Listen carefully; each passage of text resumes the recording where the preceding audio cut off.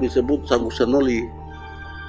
Ya, itu ada sedikit modernnya di situ. Itu ajaran dari ya tua-tua kiai datang di sini, mereka sudah mengajarkan tua-tua untuk orang tua-tua untuk coba sedikit status sagu sep itu naik jadi sagu sanoli lagi. Kemudian ada sagu yang sudah lama dimasak, kemudian sudah keras, itu dimasukkan ke dalam tempurung bekas parutan kelapa, tempurung masih mentah atau tempurung muda, dan lalu ditaruh santan, itu disebut kalus lada. Ya, ada sagu yang baru dipangkur kemudian dibakar, lalu lapisan luar atau kulit luarnya itu dikupas, kemudian direndam dengan air dulu, baru taruh di dalam tempurung, taruh santan, itu disebut kalus lababu. Cara untuk memasak mula-mula adalah kelapa dikukur dengan menggunakan kulit kerang sesuai dengan kebutuhan. Lalu dicampur dengan sagu kering yang berwarna merah sampai menjadi seperti adonan. Kemudian diisi dalam sebuah wadah atau loyang.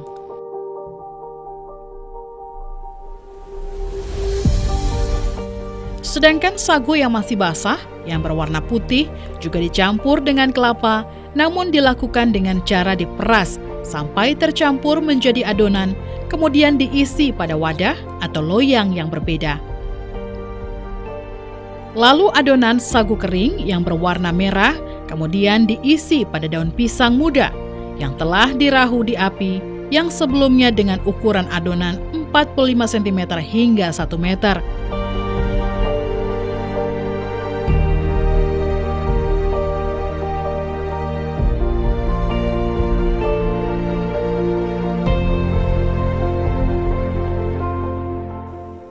Setelah itu daging yang telah diiris-iris tipis sesuai dengan ukuran, dicampur dengan bumbu yang sudah disiapkan sebelumnya, diletakkan di atas adonan sagu tersebut.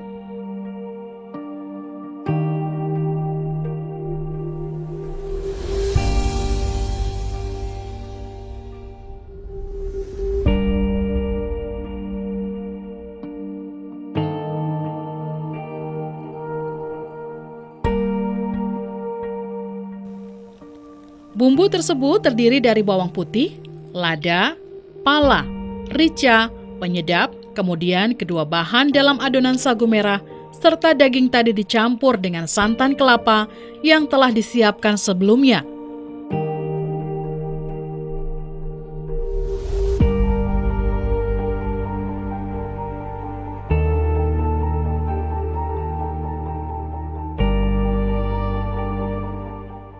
Lalu adonan tersebut dilipat atau dibungkus daun pisang secara rapat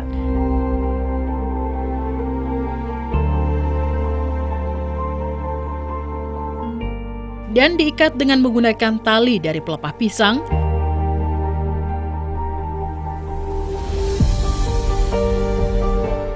Sedangkan untuk sagu basah berwarna putih hanya dicampur kelapa dan santan, lalu dibungkus lagi dengan daun pisang tanpa diikat.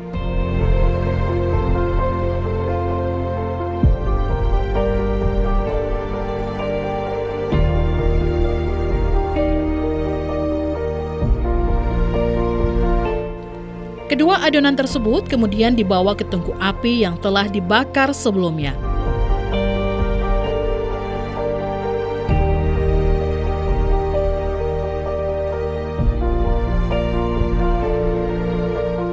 Tungku api tersebut dirapikan berbentuk persegi 4 dengan ukuran 1 kali 1 meter persegi.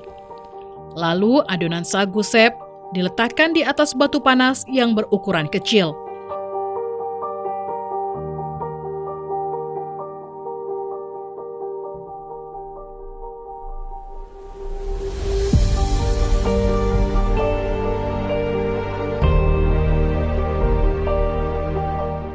Kemudian ditutup dengan batu panas berukuran sedang dan besar.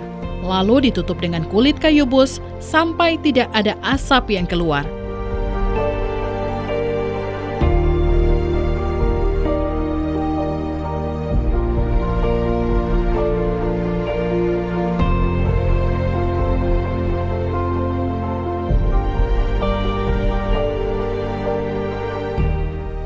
Agar asap tidak keluar, maka dibagi. Di atas diletakkan kayu-kayu berukuran sedang dan juga besar. Sagu sep tersebut dibiarkan selama kurang lebih 30 hingga 45 menit, tergantung ukuran adonan dan panasnya tungku bakar atau masak. Setelah waktu yang ditentukan, kemudian dengan menggunakan gata-gata dan kayu panjang, mulai dibuka kulit kayu bus, dap atau batu-batu besar, sampai bersih, lalu mulai diangkat bungkusan adonan sagu sep tadi dari tungku menuju ke tempat makan yang telah disiapkan sebelumnya.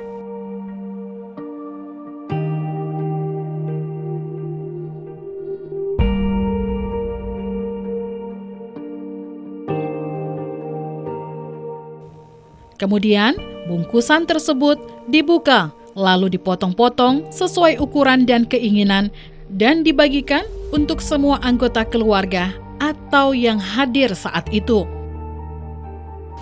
Secara umum di tanah Papua, dalam aspek makanan, orang Papua mengenal dua jenis. Yang pertama adalah kelompok masyarakat pemakan sagu, dan yang kedua adalah kelompok masyarakat pemakan umbi-umbian. Hal yang menarik adalah kedua hal tersebut berhubungan erat dengan ekosistem yang ada di tanah Papua. Nah, kelompok masyarakat pemakan sagu cenderung hidup di daerah pesisir pantai, sungai, rawa, sehingga sagu merupakan sumber makanan pokok mereka. Sedangkan kelompok masyarakat pemakan umbi-umbian itu cenderung tinggal di daerah dataran tinggi yang tidak memiliki daerah rawa dan sebagainya. Nah, orang Malin adalah salah satu kelompok masyarakat yang tinggal di daerah sungai dan berawa, sehingga mata pencarian mereka yang utama adalah menukuk sagu, dan sagu adalah makanan pokok utama mereka. Dengan demikian sagu itu telah melekat pada diri mereka sehingga menjadi bagian dari budaya hidup mereka. Hal ini bisa terlihat dari hasil kajian kami. Kami menemui bahwa dari aspek makanan, ternyata dari konsumsi sagu itu mereka sudah memiliki beberapa jenis makanan yang dihasilkan dari sagu. Dan yang paling dikenal secara umum oleh orang Malin Anim adalah sagu sep. Nah, sagu sep sendiri ini secara harfiah dapat diartikan sebagai sagu yang dibakar di tungku. Nah, karena orang di Malin ini konstruksi tanahnya tidak dapat ditemui batu, maka batu yang digunakan untuk pembakaran sep itu terbuat dari tanah liat. Nah, berikutnya sagu sep ini sagu sendiri itu sudah melekat dalam budaya orang Malin. Hal ini bisa dibuktikan dengan bagian dari totem kehidupan mereka. Misalnya menjadi simbol-simbol kebudayaan. Misalnya kalau sagu itu adalah milik dari Mahuse, kelapa itu adalah di bagian dari Gepse, kemudian daun pisang itu juga bagian dari Gepse, babi dari Basik-Basik, kemudian kanguru dari Samkakai, kemudian air dari Balagaise, api Kaise, kulit kayu yang dipakai untuk pembakaran itu dari Rahai itu milik Diken, juga wati itu bagian dari Diken. Nah, ini simbol-simbol ini sudah melekat di dalam kebudayaan mereka, sehingga bagi mereka alam sekitar mereka itu berhubungan erat dengan diri mereka sendiri. Nah, dari hasil temuan kami di lapangan, khusus untuk jenis sagu yang dimakan disebut dengan sagu sep itu terbagi atas sagu konsumsi makan secara umum terbagi atas 3. Yang pertama itu adalah sagu sep, itu adalah disebut sebagai makanan keluarga inti. Kenapa demikian? Karena terdiri dari dari ukuran panjangnya dan bahan campuran yang digunakan. Untuk sagu sep sendiri cenderung orang menggunakan hasil buruan yang dilakukan oleh para laki-laki dalam keluarga, baik itu kanguru, kemudian babi, rusa. Nah, itu yang digunakan. Jadi ketika dibuat itu khusus untuk makanan dalam keluarga inti. Nah, sedangkan untuk keluarga besar, baik itu dari pihak laki-laki dan pihak perempuan, itu mereka menggunakan menyebutnya pola jenis makanan itu adalah makanan ranake. Nah, ranake ini tuh pola makan ini juga terbagi atas ukurannya. Nah, kalau sagu sep sendiri itu berukuran 45 cm sampai 1 meter, sedangkan kalau ranake itu antara 1 meter sampai 1,5 meter. Nah, hal ini karena orang yang memakannya itu dalam jumlah banyak, sehingga daging atau tambahan di dalam sagu sep itu sendiri juga semakin banyak. Nah, yang paling besar dari ketiga jenis makanan adalah disebut dengan yamu. Nah, yamu itu bisa berukuran 3 sampai 5 meter. Nah, di situ mereka akan menaruh semua jenis makanan digabung di dalam sagu, dicampur dengan adonan sagu sehingga menjadi satu makanan yang besar. Nah, ini juga berhubungan dengan upacara-upacara yang dilakukan. Dari aspek regenerasi, kita bisa lihat bahwa dalam pembuatan sagu sep di situ ada transformasi pengetahuan, di mana mereka menurunkan pengetahuan tersebut dari ayah, dari ibu kepada anak-anak mereka. Demikian juga pada ranake dan yamu. Nah, yang menjadi kendala adalah buat masyarakat yang tinggal di sekitaran kota Merauke dan sekitarnya, itu adalah saat ini sekarang adalah kesulitan untuk mendapatkan bahan dasar utama dari pembuatan sagu sep, yaitu sagu sendiri. Kenapa demikian? Karena kita tahu bersama dengan adanya pembangunan, dengan adanya migrasi masuk, pertambahan penduduk, membuat lahan-lahan sagu dengan sendirinya sudah tergeser dan habis, sehingga masyarakat Malin Anim yang ada di sekitaran kota Merauke maupun dalam kota Merauke agak kesulitan untuk mendapatkan bahan dasar sagu. Nah, itu yang membuat sehingga di rumah-rumah agak jarang kita melihat orang-orang Malin itu melakukan kegiatan memasak sagu sep itu sendiri.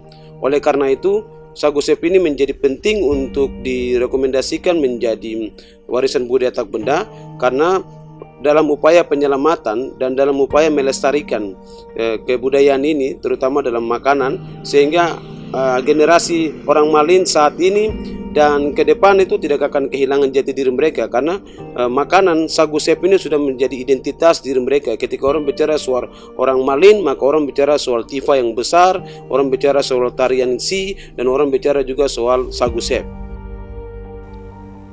Makna dari memasak sagu sep adalah sebagai ungkapan rasa syukur atas hasil buruan yang telah didapat oleh anggota laki-laki dalam keluarga, serta menjaga hubungan keluarga antara bapak, mama, anak-anak, cucu, ipar, dan anggota keluarga inti lainnya.